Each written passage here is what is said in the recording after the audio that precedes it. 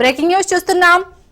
ఇటు ఏపీ మద్యం కేసులో సుప్రీంకోర్టు కీలక ఉత్తర్వులు జారీ చేసింది. కృష్ణమోహన్ రెడ్డి, ధనంజయ రెడ్డికి ముందస్తు బెయిల్ ఇచ్చేందుకు నిరాకరించింది. అంతేకాదు ఇద్దరు దాఖలు చేసిన బెయిల్ పిటిషన్లు సుప్రీంకోర్టు కొట్టేసింది.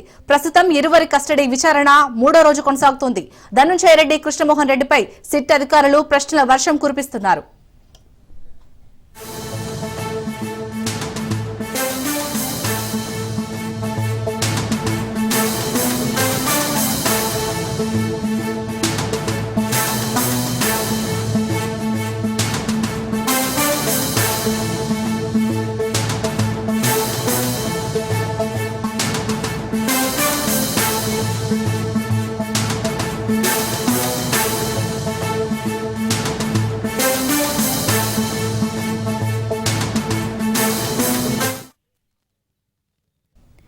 ఏపీ మద్యం కేసులో సుప్రీంకోర్టు కీలక ఉత్తర్వులు జారీ చేసింది. కృష్ణమోహన్ రెడ్డి, ధనంజయ రెడ్డికి ముందస్తు బెయిల్ ఇచ్చేందుకు నిరాకరించింది. అంతేకాదు ఇద్దరు దాఖలు చేసిన బెయిల్ పిటిషన్లను సుప్రీంకోర్టు కొట్టేసింది. ప్రస్తుతం ఇరువురి కస్టడీ విచారణ 3వ రోజు కొనసాగుతోంది. ధనంజయ రెడ్డి, కృష్ణమోహన్ రెడ్డిపై సిట్ అధికారులు ప్రశ్నల వర్షం కురిపిస్తున్నారు.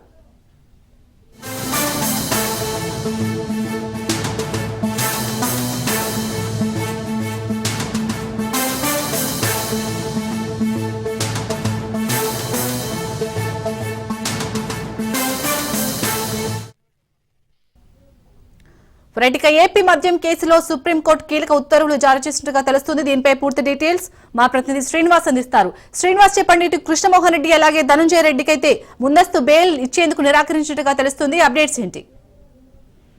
శాలిని, ఏపీ మద్యం కేసుకు సంబంధించి మాజీ ఐఏఎస్ ధనంజయ రెడ్డి అట్లాగే అప్పటి వైఎస్ఆర్సీపీ ప్రభుత్వంలో ఉన్నటువంటి ఓఎస్డీగా ఉన్నటువంటి కృష్ణమోహన్ రెడ్డి వీళ్ళిద్దరూ కూడా మద్యం కుంభకోణం కేసులో కీలక వ్యక్తులుగా కూడా భావించడం జరిగింది. ఈ నేపథ్యంలోనే వీళ్ళిద్దరిని కూడా గత 2 రోజులుగా కూడా విజయవాడ సిపి కార్యాలయంలో సిట్ అధికారులు విచారణ చేస్తూనే ఉన్నారు. ఈ రోజు 3వ రోజు విచారణ కూడా ఈ రోజు ఉదయం నుంచి కొనసాగుతూనే ఉంది. అంటే వీళ్ళిద్దరి నుంచి కీలక సమాచారం ఉన్నందువల్ల వీళ్ళిద్దరిని అదుపులో తీసుకుని సిట్ అధికారులు విచారిస్తున్నారు.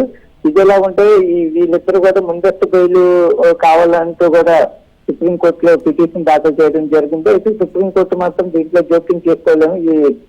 వీళ్ళు వేసినటువంటి ముందస్తు బెయిల్ పిటిషన్ ను తిరస్కరించింది. ఈ నేపథ్యంలో వీళ్ళు ఇప్పుడు సిట్ కార్యాలయంలో విచారణలో ఉన్న నేపథ్యంలో వీళ్ళు ఇద్దరి పైన కూడా మరికాసేపట్లో విచారణ ముగియనున్న నేపథ్యంలో వీళ్ళిద్దరిని అరెస్ట్ చేస్తారా లేదనుకుంటే మళ్ళా పంపించి మళ్ళా నోటీస్ చేస్తారా అనేది కూడా తెలుస్తా ఉంది. సుప్రీంకోర్టు అయితే మాత్రం ముందస్తు బెయిల్ ఇవ్వడానికి నిరాకరించింది. కేసు విచారణకి గతంలోనే వీళ్ళకి చెప్పడం జరిగింది. కేసు విచారణకు సహకరించాలని కూడా చెప్పడం జరిగింది. అయితే కోర్టు ఆదేశాల మేరకు 2 రోజుల నుంచి కూడా సిట్ అధికారులు వీళ్ళిద్దరిని కూడా విచారిస్తూనే ఉన్నారు.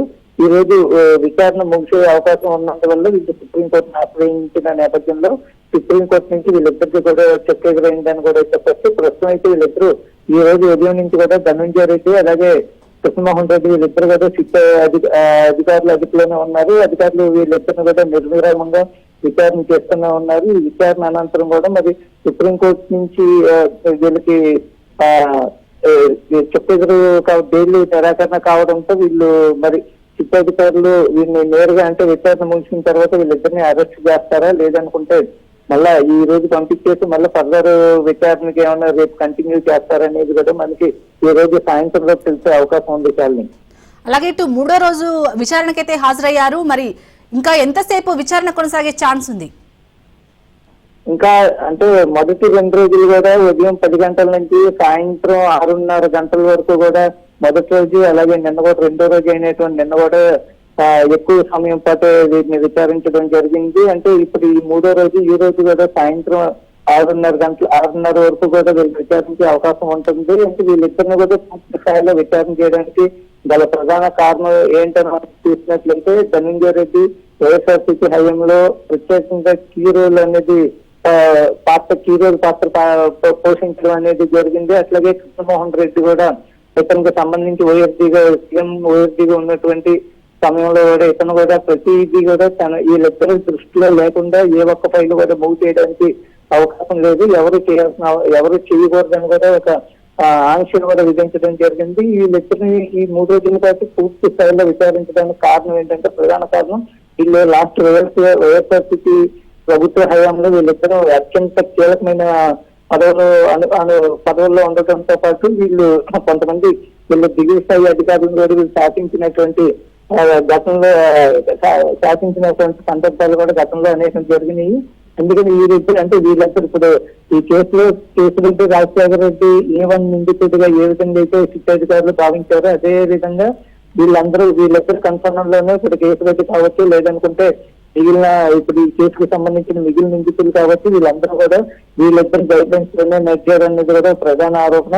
ఇవన్నీ ఈ వైఎస్ఆర్సీపీ హయాంలో నెలకొన్నటువంటి మద్యం కుంభకోణం కేసుకు సంబంధించినటువంటి వీటన్నిటిని పరిశీలించిన తర్వాత వీళ్ళిద్దరిది కీ రోల్ ఎక్కువగా ఉందని కూడా వీళ్ళిద్దరిని పోలీసు శిక్షాధికారులు వీళ్ళిద్దరిని 3 రోజుల క్రితం అదుపులోకి తీసుకోవడం జరిగింది. హైదరాబాద్ నుంచి నేరుగా కూడా వీళ్ళిద్దరిని ఇక్కడ విజయవాడ తీసుకొచ్చిన తర్వాత గడిచిన 2 రోజుల విచారణలో కూడా కొంతవరకు ఫలితాలను ఇచ్చినప్పటికీ కూడా కొన్ని ఇంపార్టెంట్ ప్రశ్నలు అడిగినటువంటి శిక్షాధికారులు వీళ్ళకి సహకరించలేదనే వాదనలు కూడా వినిపిస్తున్నాయి. అయితే ఈ రోజు 3వ రోజు అయినప్పటికీ ఈరోజు సాయంత్రం వరకు సుదీర్ఘంగా విచారిస్తున్నటువంటి శిక్షాధికారులు పూర్తి సమాచారం రాబట్టే పనిలో ఉన్నారు. వీళ్ళిద్దరు ఇచ్చినటువంటి వివరాలను అట్లాగే సమాచారాన్ని బట్టి నెక్స్ట్ కేసుని ఏ స్థాయిలో ముందుకు తీసుకెళ్లాలనే దానిపై కూడా శిక్షాధికారులు ఒక వ్యూహాత్మకంగా ఉన్నట్లు తెలుస్తా ఉంది. Shalini. Right, thank you Srinivas.